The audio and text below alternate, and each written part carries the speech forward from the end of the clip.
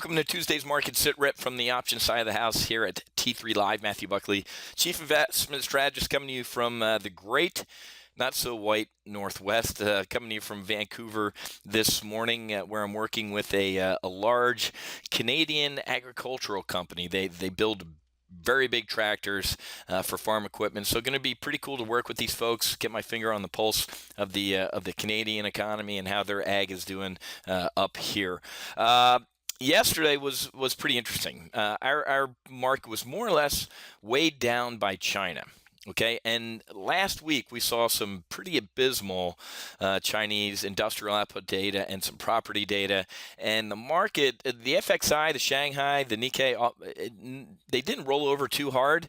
Well, you know when they rolled over? When one of the finance ministers came out today and said, "Yeah, no more soup for you." So he kind of put a damper on any additional stimulus efforts. So that's going to freak the market the hell out over there in Asia. But the HSBC Markets preliminary gauge that came out late last night, well, not late last night, 9:45 p.m., showed an increase.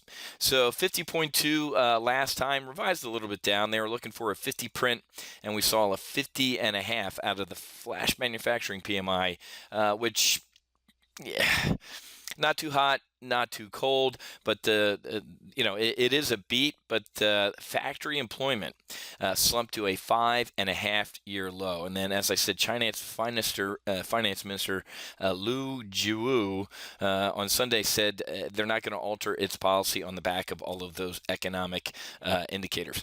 Looks like China might be conceding defeat, which is very rare, and lowering that forecast of, hey, we're going to hit 7.5 on the GDP meter. And as you all know, if you can't hit the ball over the net, what do we do on Wall Street and Shanghai? We lower the net, okay? Also, we were seeing a little bit of just some nervousness around the prospects of U.S. rate hikes, okay? So normal jitters.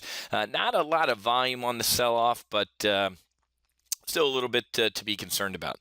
We have bullish double verticals on the VIX and on SDS. If you joined me last Wednesday for our live training sessions, either at 4:30 or 9 p.m., what'd I say? When vol's cheap, you buy it. When it's expensive, you sell it. And if you listen to that, you're a pretty happy camper today.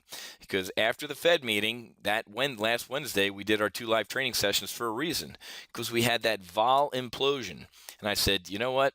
Now is the time to get long vol. The VIX was up as high as 15% today. It's a ginormous move in the VIX. So for those of you who tuned in and paid attention, you're pretty happy with that trade right there. We have 2 weekly options trades working. One on SPX. We have a bull put spread that's up about $225 in one day, with the potential to make a full profit by Friday of about $19.50. Let's just round up and call it $2,000 on $5,500 of risk. And then we have a Twitter bull put spread, the 50.5, 51.5, down $300 today.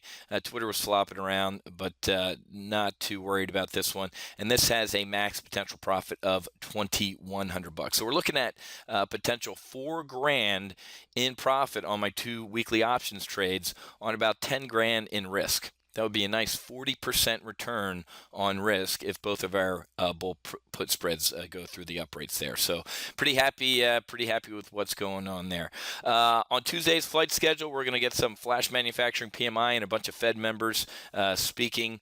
Japan flash manufacturing PMI will be pretty interesting, especially since the Nikkei has kind of been taking it on the chin recently. New home sales on Wednesday, and then Thursday, obviously, weekly unemployment claims. Core durable goods orders, again, whenever you see the word core, it means X something, and in this case, it means X transports.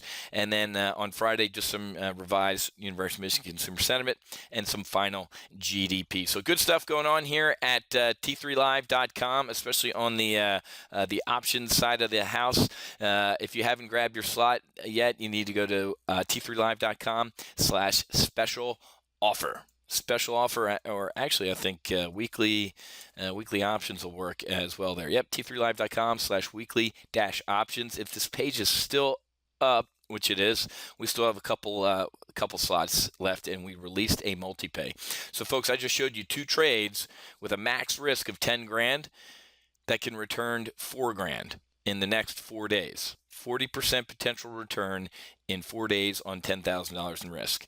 If you can't see that that's a pretty good trade, and that's potentially 2 years if both those trades hit of training and our live training services, then welcome aboard. You know that's a hell of a trade. Okay, I got to get running. Gonna run downstairs and give a keynote and work with some of these folks up here in the Great White North. Happy hunting. Make sure you hedge, and I'll be back with Wednesday's market sit rep, also from Vancouver, where I'm catching the early eye, the 0 dark 30 flight back to the MIA. So I'll talk to you guys later. Have a great day.